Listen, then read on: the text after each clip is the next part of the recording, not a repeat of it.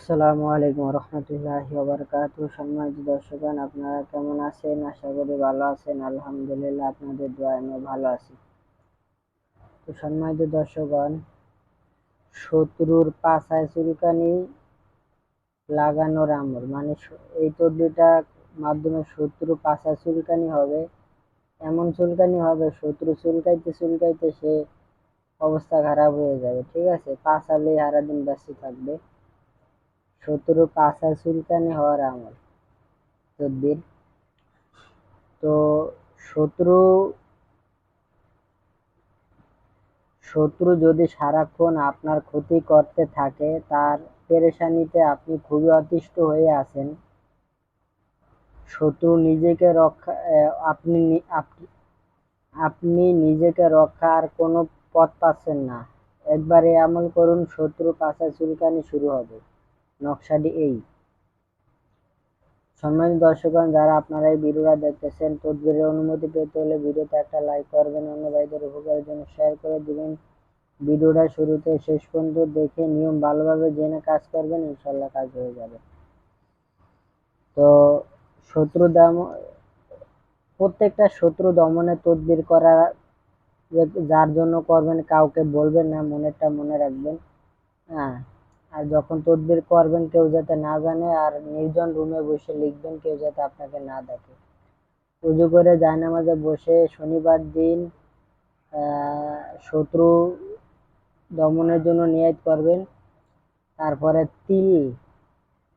তিল আছে না, তিলের তেল অথবা সরিষার তেল, ঠিক আছে, এটা দিয়ে আপনি বোস পাতার উপরে ওই যেরকম আগের কালায় এই কলম, ওই বাঁশের চেরা দিয়ে কালিতে সোয়া সোয়া যেরকম তাবিজ লেখা হইতো, এরকম ভাবে তেল অথবা ওই তিলা তেল অথবা সরিষার তেলের ভিতরে আপনি ওই বাঁশের কলম বানাইবেন। ওই কলম দিয়ে আপনি মাথা চোক্কা করে ওই তেলের ভিতরে সোয়া সোয়া বোস পাতার উপরে নকশাটা লিখবেন। ঠিক আছে, তেলের ভিতরে চুপ দিয়ে এরকম দাগ টেনে টেনে আস্তে আস্তে মনোযোগ সহকারে এই নকশাটা লিখবেন বোস পাতার উপরে, তিলের তেল অথবা সরিষার তেল। লেখা হয়ে গেলে এই যে শত্রুর নাম ও শত্রু মায়ের নাম, শত্রুর এখানে ছেলে হলে ছেলের নাম লিখবেন, পরে মাঝখানে বিন, পরে ছেলের বাপের নাম। শত্রু মেয়ে হলে এখানে মেয়ের নাম লিখবেন, পরে মাঝখানে বিনতে বরিষ্কারে বি ন তয়কারে বিনতে লিখে মেয়ের মার নাম লিখবেন। লেখা হয়ে গেলে এই নকশাটি আপনি কি করবেন, বাস করে তাবিজে ঢুকায়া একটা ভালো তাবিজ নেবেন, ফাঁক ফুক যাতে না থাকে।